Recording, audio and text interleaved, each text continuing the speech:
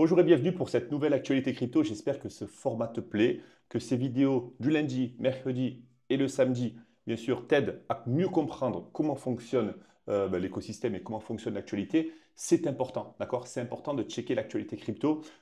Bon, tous les mercredis ou tous les jours même, mais j'essaie de te faire un condensé de ce qui s'est passé la semaine parce que, encore une fois, tu vas placer ton argent, c'est bien, tu n'as pas grande connaissance, mais le marché va osciller pardon, dans un sens ou dans l'autre et tu vas certainement te demander pourquoi aujourd'hui Bitcoin chute ou pourquoi il pump ou pourquoi certains altcoins chutent ou pourquoi il pump. Voilà. Donc, on essaye bien sûr de regrouper toutes les informations, que ce soit macroéconomique, fondamentale et technique et faire une petite mixture, une petite mayonnaise et se dire, voilà, maintenant on a un sens à tenir. On serait baissier, on serait haussier sur le court terme ou moyen terme. C'est pour ça qu'on analyse l'actualité toutes les semaines. J'espère que tu me suis. On commence très très fort avec le fondateur de Silk Road, Ross Ulbricht, si je le prononce bien. Silk Road, c'était un peu comme l'Amazon du dark web. Qu'est-ce que c'est le dark web? En gros, c'est comme Google, etc. C'est comme si tu vas sur les pages classiques, sauf que ton adresse IP, hein, tu sais, ton adresse de connexion n'est pas identifiée. Donc, du coup, tu pouvais faire un petit peu ce que tu voulais. Donc, bien sûr, quand on fait un peu ce qu'on veut, en France et dans le monde, ben, on aurait plus tendance à faire des grosses bêtises. Donc, bien sûr, on pouvait acheter de la drogue, on pouvait acheter des faux papiers, on pouvait acheter plein de choses illégales. Je te déconseille bien sûr d'y aller. Et c'était entre 2011 et 2013, il me semble, qu'il y avait le dark web, que le dark web a bien pumpé. Malheureusement, hein, on entendait parler du dark web par rapport aux crypto-monnaies. Pourquoi? Parce qu'on pouvait payer en crypto-monnaie, uniquement en Bitcoin pour acheter ben, de la drogue, etc. Donc, c'est pour ça, c'est pour ça, c'est pour ça que le tonton, le beau-père à tes repas de famille forcément te dit, oui, le Bitcoin, c'est dangereux parce que c'est illégal. C'était à cause de ça. Aujourd'hui, il faut savoir que c'est moins d'1%, même si c'est même pas 0,5%, qui est utilisé pour des pratiques illégales pour les cryptos parce que maintenant, ça devient de plus en plus régulé. C'est ce qu'on va voir sur les prochains articles. Ne rate pas ça. Donc, où je veux en venir? Il a été emprisonné à perpétuité. Il devait être emprisonné à perpétuité, je crois que c'était en 2015, il me semble, si je suis bien mes infos, pour trafic de drogue, etc. Bon, grosse bêtise de sa part. Et il a reçu un don de 300 BTC à sa sortie, soit 31,4 milliards de dollars, au prix du Bitcoin, environ 100 000 dollars. Il faut savoir qu'il était soutenu par des associations, ce gars, parce que ben, on estimait que la perpétuité pour ce gars, c'était trop, sachant qu'il y en a qui volent, qui font beaucoup, qui tuent. Hein, et on s'était dit pas moi, mais la fameuse fondation s'était dit que c'était un peu trop lourd. Et du coup, ils avaient déjà soulevé quelques millions de dollars pour lui. Voilà, ben, récolté hein, 1,8 million de dollars aux enchères pour ses effets personnels et bien sûr des dons anonymes. Et là, il a reçu 300 bitcoins sur un wallet. Qu'est-ce que ça signifie? Non, ça ne vient pas du wallet de Donald Trump ou de Elon Musk. Je ne sais pas d'ailleurs, je ne sais pas. Mais ben, ça éveille les soupçons. Hein. Recevoir 300 bitcoins comme ça, sorti de prison, oui, ça éveille les soupçons. Et en plus de ça, si je descends un petit peu, si je descends un petit peu, oui, voilà. Donc Connor Grogan, directeur chez Coinbase, a identifié environ 430 bitcoins d'une valeur de 47 millions de dollars répartis sur 14 portefeuilles liés à Russell Bricht et resté inactif pendant plus de 13 ans. Donc il y a encore beaucoup de bitcoins qui transitent. Ce gars, c'était une machine de guerre déjà dans le développement, on ne va pas se mentir. Il a décidé de faire son chemin. C'est son chemin et moi, il n'y a pas de problème avec ça. Mais de l'autre côté, ben, on a beaucoup de bitcoins qui vont transiter et nous espérons que ça n'apportera encore pas d'ombre sur les cryptos et sur l'adoption. Mais je pense que ça n'apportera pas d'ombre parce que les prochains articles, tu verras, sont encore une fois très, très, très révélateurs sur l'adoption. Tu sais que j'adore parler de croissance, d'adoption et c'est ce qu'on va aborder tout à l'heure. Il faut savoir que ce gars, il a été chopé avec environ 144 000 bitcoins. 144 000 bitcoins, c'est-à-dire qu'on lui a l'arrestation du FBI.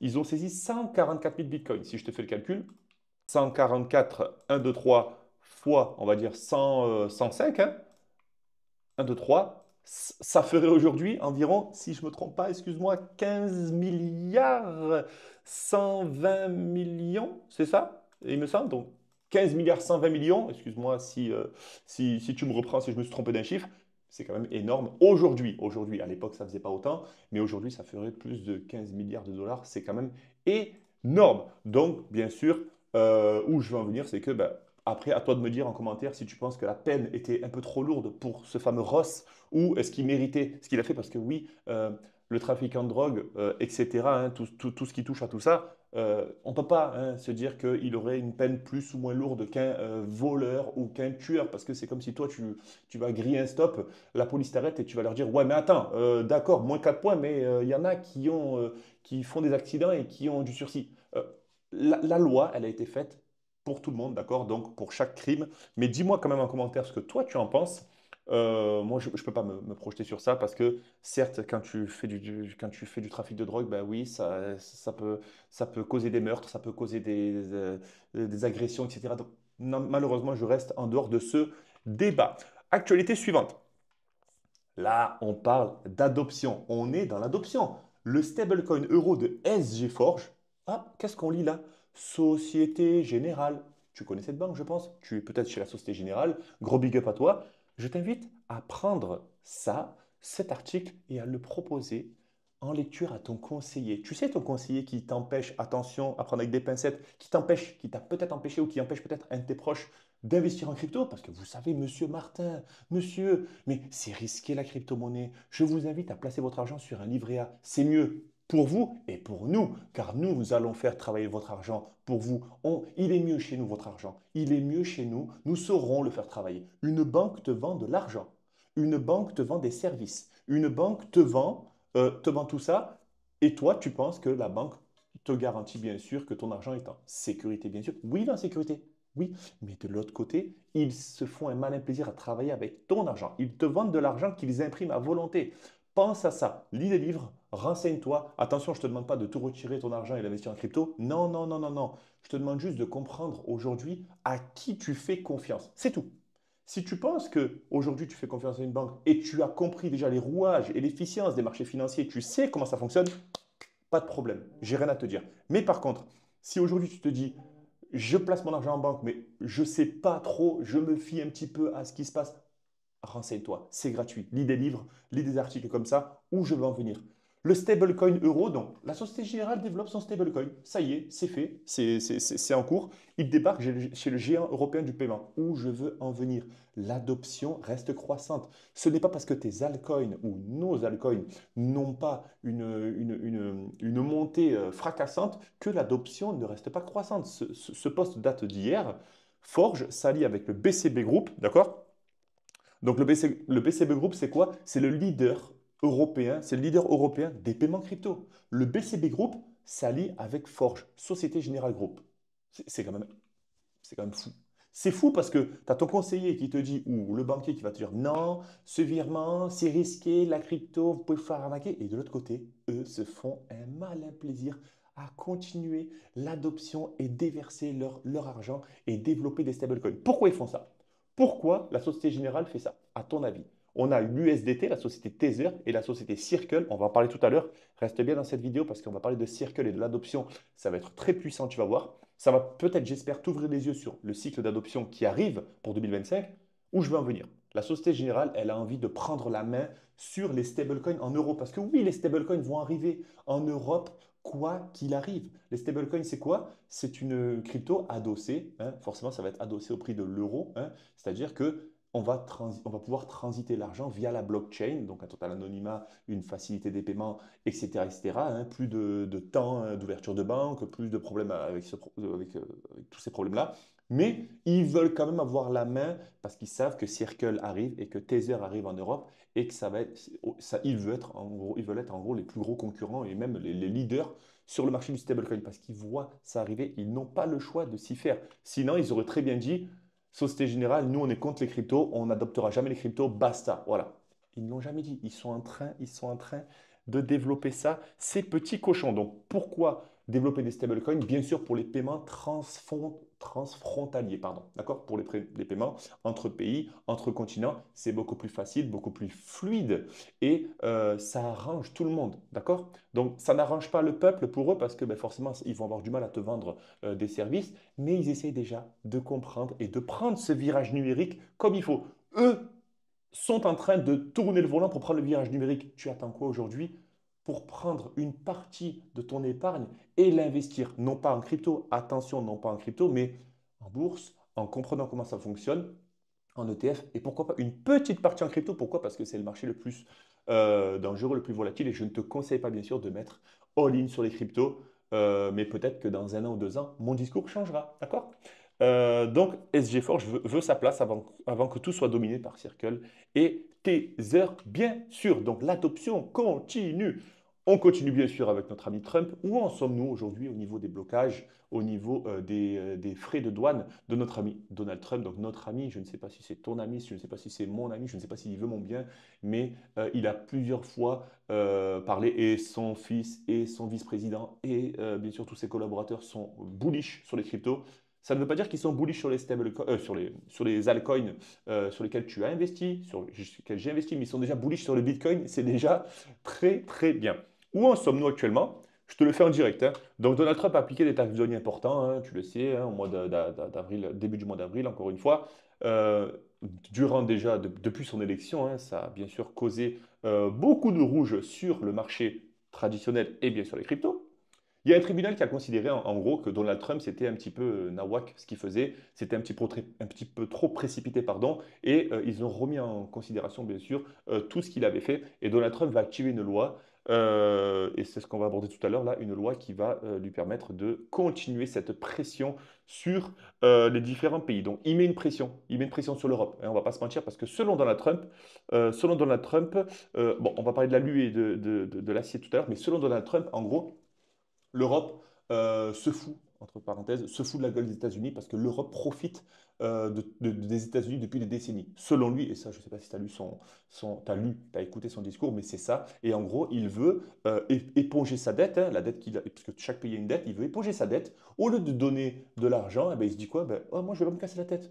Plutôt qu'à éponger la dette, c'est vous qui allez éponger la dette tout seul. Donc, je vais vous taxer et vous allez vous payer tout seul ou je vais vous payer avec votre argent. En gros, c'est ça.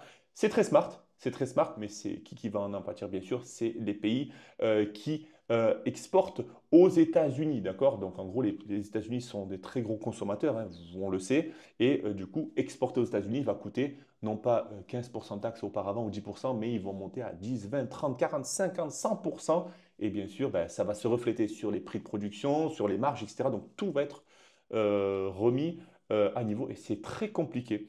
Parce que ça faisait bien sûr, selon Donald Trump, les affaires de l'Europe, hein. Ça faisait les affaires de l'Europe, ils profitaient de tout ça. Les États-Unis étaient un très gros consommateur, ça faisait les affaires de l'Europe. Peut-être que Donald Trump est un visionnaire, je ne sais pas, mais en tout cas, ça crée débat. D'accord? L'acier et l'alu sont visés à partir d'aujourd'hui. Donc l'acier et l'alu, attention, hein, tu vas me dire, mais quel est le rapport avec les cryptos? Possible? Possible parce que les composants des cartes graphiques, etc., ils sont faits en quoi? Ils ne sont pas faits en bois, ils ne sont pas faits en plastique.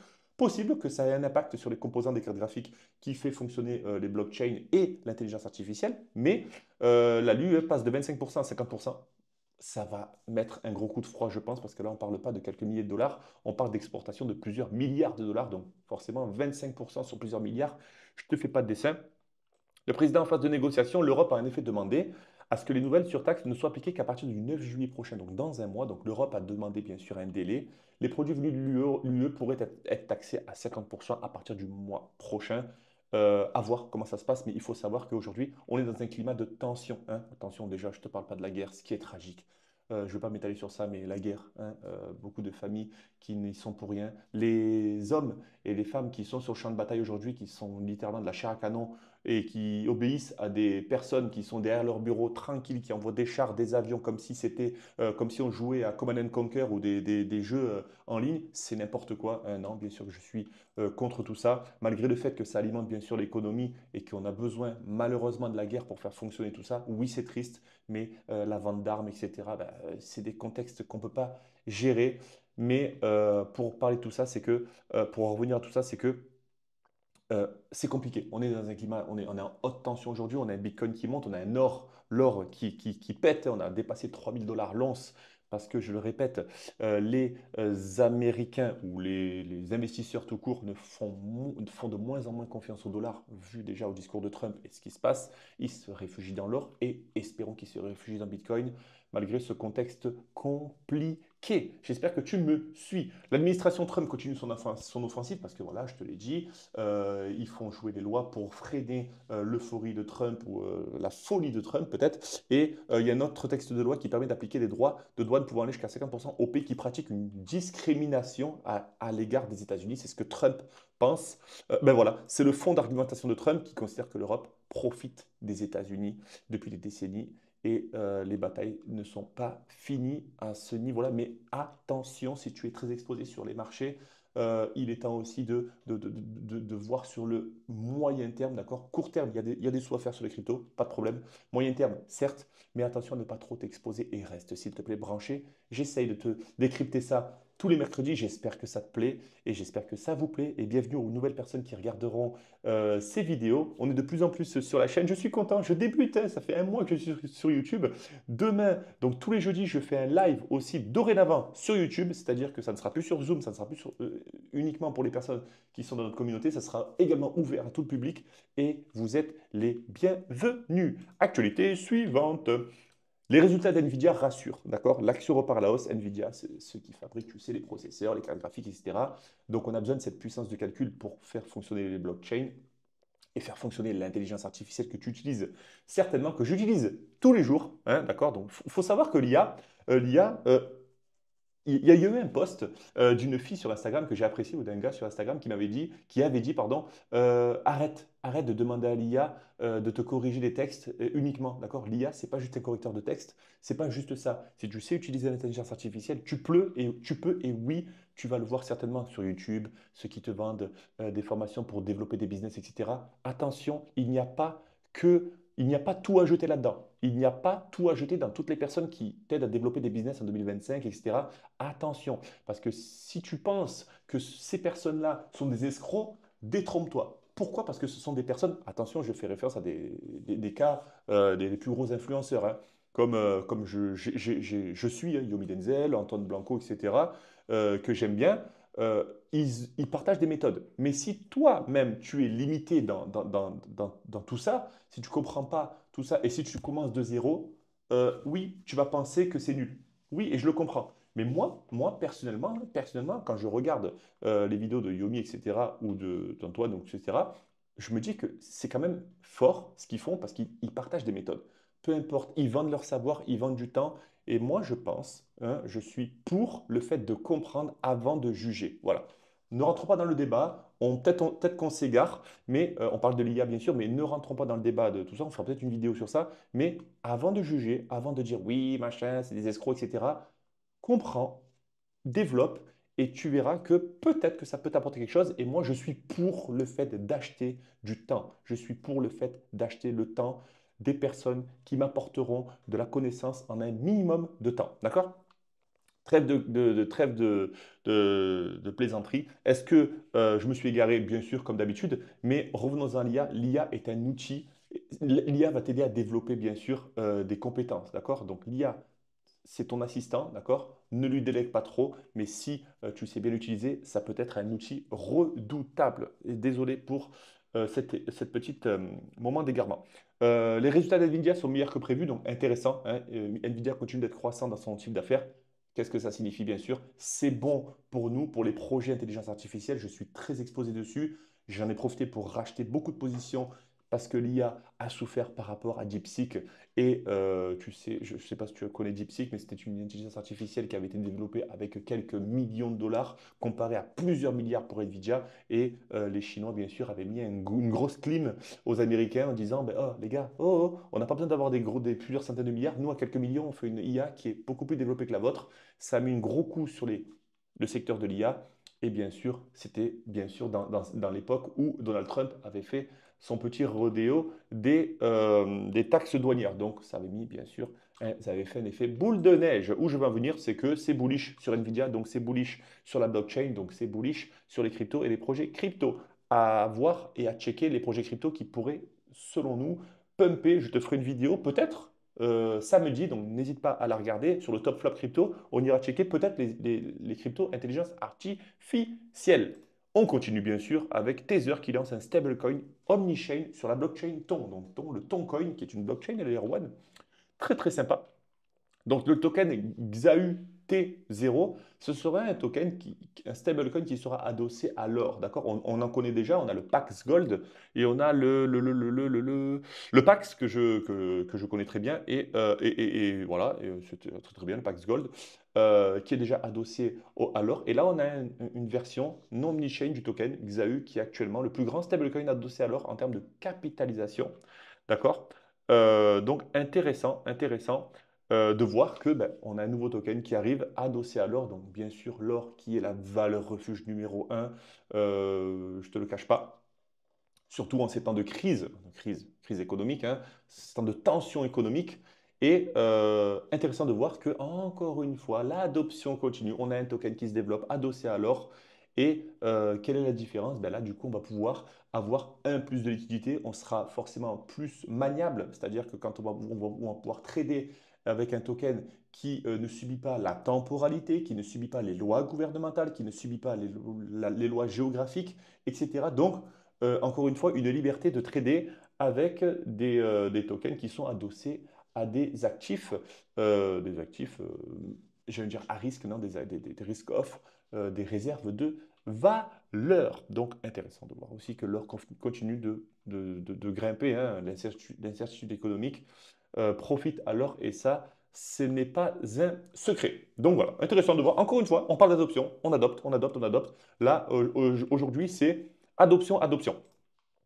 Circle vise 7,2 milliards de dollars pour son entrée en bourse, hein. On en avait parlé la semaine dernière. Circle, le deuxième plus gros l'émetteur de stablecoin au monde, hein, USDC, capitalisé à hauteur de beaucoup, beaucoup, beaucoup. Je vais te faire ça rapide, hein, je vais te le dire de suite, hein. Capitalisé à hauteur de 61 milliards de dollars. Et Tether, qui est plus que le double, deux fois et demi, 153 milliards de dollars. Circle, aujourd'hui, reste bien attentif parce qu'ils sont en train de développer de belles choses, de très belles choses, surtout que XRP, donc Ledger, a voulu, c'était une rumeur, je ne sais pas, mais il y avait une proposition, selon la rumeur, d'un rachat de Circle par XRP. Ils ont refusé, soi-disant, hein, je parle toujours de rumeurs, attention, et ils vont être introduits en bourse. Ça y est, les crypto-monnaies, l'USDC va être introduit en bourse, donc c'est-à-dire qu'on va avoir un actif cryptographique qui va être introduit dans la finance traditionnelle. Donc ça y est, il n'y a plus de machine arrière. Le papa, le tonton, le beau-père, la belle-maman qui te dira oui, mais la crypto c'est une arnaque. Mamie, mamie, et on se réveille, mamie. Je ne veux pas non plus te faire changer toute ta vie et tout ce que tu as investi en banque parce que tu fais confiance aux banques, mais aujourd'hui, les actifs cryptographiques vont être introduits en bourse. Ça y est, le lien est en train de se consolider, d'accord, entre les actifs crypto et la finance traditionnelle. Toi, peut-être qui te disais que aujourd'hui les cryptos, c'est quoi? C'est du vent, je ne connais pas, je ne touche pas, mais aujourd'hui, mes actions en bourse, je ne peux pas les toucher, d'accord? Mes actions chez Apple ou mes actions chez Tesla, je ne vais pas aller serrer la main d'Elon Musk, d'accord? Je suis actionnaire chez Tesla, mais ça ne veut pas dire que je peux toucher mes actions Tesla ou que j'ai une Tesla devant chez moi, d'accord? C'est pareil pour la crypto. Où je vais en venir, c'est que c'est une IPO musclée, d'accord? Deuxièmement, très important, voilà, on a le soutien d'acteurs majeurs comme BlackRock et ARK Invest. ARK Invest et BlackRock, ce sont bien sûr les premiers à avoir déposé des ETF Bitcoin, d'accord, pour pouvoir acheter des Bitcoins via le secteur traditionnel, sans parler que ce sont un des plus gros fonds d'investissement au monde, d'accord? Si je te dis que BlackRock détient, je n'ai pas le chiffre en tête, désolé, détient un petit pourcentage de la richesse mondiale. Est-ce que c'est bon? Ça va mieux? Si BlackRock aujourd'hui s'intéresse à tout ça, si BlackRock soutient l'USDC, pourquoi pas toi déjà? Pourquoi tu n'y crois pas toujours? Je pense que si tu regardes cette vidéo, c'est parce que tu t'y intéresses, attention. Mais parle-en, partage cette vidéo à toutes les personnes qui se disent, de ton entourage, qui se disent, oui, mais c'est qu'une mode les cryptos, c'est qu'une mode, ça va s'essouffler, d'accord? Donc ces personnes-là, n'essayent pas de changer leur vision, d'accord? Mais ces mêmes personnes-là, dans 10 ans, ils te diront, et au fait, c'était quoi la crypto là, qui avait fait un x50 là, sur laquelle tu avais misé? Ça sera trop tard. Ça sera trop tard. Donc, si tu peux en parler aux personnes qui sont encore dans le questionnement, n'hésite pas à leur montrer cette vidéo et j'espère qu'elles comprendront de quoi je parle. Et je n'ai pas envie de passer pour un puriste, hein. Je n'ai pas envie de passer pour la personne qui est full crypto et qui n'en a rien à faire du reste. Non, je m'intéresse à tout. Là, je suis entre les deux. J'ai un pas sur l'adoption parce que je suis déjà investisseur en bourse et j'ai mes sociétés et je suis investisseur crypto. J'essaye de faire le lien et de bien sûr comprendre aujourd'hui où on va, d'accord? Info ou intox, d'accord? Donc voilà, encore une fois, un pas vers une légitimation réglementaire, d'accord? Et la régulation est encore embryonnaire, d'accord? Cette régulation encore embryonnaire, c'est un très bon mot, c'est une régulation embryonnaire. Donc un embryon, je ne te fais pas de dessin, bien sûr. Voilà, donc Circle, refusant l'offre de rachat de Ripple, estimée entre 4 et 5 milliards de dollars, choisit de tracer sa propre voie vers Wall Street. OK, donc encore une fois, adoption, adoption. Est-ce qu'on parle d'adoption? On continue, bien sûr. Le stablecoin RLUSD, donc c'est un stablecoin développé par le XRP Ledger, donc la blockchain de Ripple, hein, XRP, sera dorénavant utilisé aussi aux Émirats Arabes Unis. D'accord? Bon, Émirats Arabes Unis, certes, tu vas encore te dire oui, qu'est-ce qu'ils ont, Dubaï, c'est bon, ils continuent avec leurs nouvelles lois, etc. Oui, aujourd'hui, pose-toi juste une question. Toi qui vis en France, toi qui connais certainement aujourd'hui l'histoire de la France et de l'Europe, on a une très grosse force, c'est qu'on a une âme en France. Déjà, on a une âme, on doit être fier de notre pays et on a aujourd'hui des valeurs, hein, même si ne regarde pas les infos parce que ça risque de fausser tout ça, mais je te parle de notre patrimoine, patrimoine historique et patrimoine économique. Excuse-moi, mais je vais souvent dans les pays du Golfe et dans d'autres pays aussi, New Age, hein, nouvelle technologie, ça manque d'âme, d'accord? On n'a pas l'âme de la France. Où je veux en venir?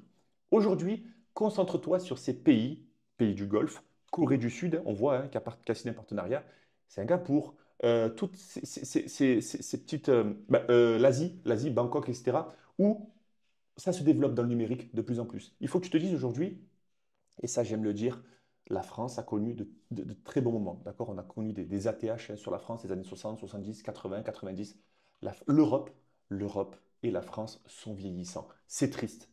La BCE, donc la Banque Centrale Européenne de Madame Lagarde, et notre cher président et nos chers dirigeants sont pas contre l'investissement crypto, sont pas contre la blockchain, mais ça se voit, hein, ça se voit et ça se respire que utiliser la blockchain, on va dire que si le peuple utilise la blockchain, d'accord, ben, ça leur mettra un frein sur la main qu'ils ont sur nous. On va pas se mentir. Aujourd'hui, on est de la vraie chair à canon. Aujourd'hui, ils nous ponctionnent. On n'a plus de laine. On est des moutons, on n'a plus de laine. On est en train de nous raser la peau. Et aujourd'hui, ces pays-là, donc l'Europe, hein, est vieillissante parce qu'elle est elle a du mal. Elle a du mal avec l'adoption de la blockchain et aujourd'hui, les pays du Golfe, encore une fois, l'Asie continue de se développer, d'accord? Et on le voit, ils vont utiliser le stablecoin Ripple. Qu'est-ce que ça signifie? En gros, ça va être utilisé par les autorités financières de Dubaï, hein, des pays du Moyen-Orient, du Golfe, et ça va être utilisé encore une fois pour permettre de faire davantage de transactions transfrontalières, davantage d'investissements dans les RWA, donc la tokenisation de l'immobilier. C'est déjà un grand pas en avant. C'est même pas un pas en avant, c'est un pas de géant, d'accord? Donc, encore une fois, renseigne-toi, c'est gratuit. Renseigne-toi sur les pays qui sont les plus en phase d'adoption. Je parle de l'Amérique du Sud, le Salvador, notre ami Naïb, l'Argentine qui subit beaucoup l'inflation, le Venezuela, la Bolivie, les pays d'Asie qui souffrent aujourd'hui de tout ça, et les pays du Golfe qui continuent de se développer. D'accord? Moi, je suis un citoyen du monde, d'accord? Je suis français et fier de l'être, mais je suis un citoyen du monde. C'est-à-dire que je n'aurais pas de problème à dire que ce pays-là se développe mieux que la France, ce pays-là se développe mieux que la France, ou que la France se développe mieux que ce pays dans un certain cas et dans l'autre, parce que je suis observateur, d'accord? Je suis visionnaire, je suis observateur. Je ne vais pas cracher sur mon pays, surtout pas, ou sur mon continent, mais j'accepte aujourd'hui de voir que ça se développe ailleurs. Et c'est gratuit. Toutes les actualités-là, c'est gratuit. Donc, je t'invite à checker ça. Où je veux en venir, c'est que si tu as de l'argent à placer, place-le, certes, dans des actions PEA, etc., comme je le fais très bien, hein, il n'y a pas de problème, hein, mais n'hésite pas aussi à te renseigner pour placer ton argent ailleurs, ailleurs, dans des actifs aussi qui transitent dans les pays étrangers, parce que c'est quoi les meilleures opportunités? C'est se placer sur les pays en voie d'adoption, sur les projets en voie d'adoption, d'accord? C'est pas se placer sur des projets qui ont déjà explosé. Ok, donc la cryptographie dans certains pays, c'est en voie d'adoption, et je t'invite à checker et à me dire en commentaire ce que toi tu en penses. Est-ce que tu me rejoins sur tout ça? Ou est-ce que tu as envie qu'on débatte sur ça? N'hésite pas, bien sûr que je t'écoute et je suis bien sûr ouvert à tout commentaire. D'accord? Ne parlons pas de guerre, ne parlons pas de politique, etc. Ça ne m'intéresse pas. D'accord? Moi, ce n'est pas les sujets qui font débat et qui nous servent à développer, mais parlons économie et adoption. Toujours, toujours, toujours. Donc voilà, en gros, c'était le petit post voilà, pour te dire que l'adoption continue et que le stablecoin continue de se développer. Donc on a un stablecoin de Ripple qui sera utilisé aux Émirats Arabes Unis, comme je te l'ai dit, pour la tokenisation et les paiements transfrontaliers. Je t'invite aussi à me suivre sur Twitter. J'ai partagé sur Twitter une grosse journée macro, donc on aura le stock de pétrole brut qui va être partagé, excuse-moi, à 16h30, il me semble. Excuse-moi si c'est 16h30 française ou américaine, je n'ai pas checké. Et on aura la décision de la BCE, donc le stock de pétrole brut, si je ne m'abuse, d'accord, donc s'il est plus bas que prévu, d'accord, donc on a forcément une prévision en haut ou en bas. Si le stock est plus bas que prévu, il y aura une tension bien sûr sur les prix et il y aura un risque d'inflation. Pourquoi? Parce que le stock le pétrole aujourd'hui en est limite considéré comme une devise, hein, et s'il est plus bas que prévu, s'il y aurait un risque d'inflation, on perd du pouvoir d'achat et c'est pas bon pour les marchés. Et s'il est plus haut que prévu, il y aura forcément moins de tension. Donc, les actifs risqués comme nous risquent de respirer. Bien sûr, ce n'est pas comme si Powell parlait et qui mettait un coup de vent sur les marchés, mais tous les petits éléments sont à prendre en compte pour voir si le marché ira dans un sens ou dans l'autre. Et la BCE, bien sûr, sur les taux d'intérêt. Qu'est-ce que c'est les taux d'intérêt? On va venir contrer l'inflation monétaire en Europe avec une augmentation ou une baisse des taux d'intérêt, bien sûr. Donc, si c'est une baisse des taux d'intérêt, forcément, ben, les investisseurs pourront davantage emprunter et donner moins de taux d'intérêt aux banques. Donc, les marchés pourraient respirer. Et si les taux d'intérêt augmentent pour contrer l'inflation monétaire, forcément, ben, il y aurait de moins en moins de pouvoir d'achat pour les investisseurs. Donc, peut-être une petite correction ou un petit impact sur les marchés, mais je ne pense pas que ça sera autant puissant que les taux d'intérêt américains. J'espère que cette vidéo t'a plu. J'aime parler de tout ça avec toi. J'en parlais auparavant avec la communauté, mais maintenant la communauté me suit sur YouTube et j'en suis très très fier. Gros big up à vous, les amis. C'est grâce à vous aujourd'hui que JLK Labs continue de grandir. Et pour toutes les personnes qui ne me connaissaient pas, ben, je suis ravi que vous regardiez cette vidéo jusqu'à la fin. J'espère en tout cas. Et on se voit samedi pour le Top Flop Crypto. Portez-vous bien, passez une bonne semaine et à très vite. Ciao!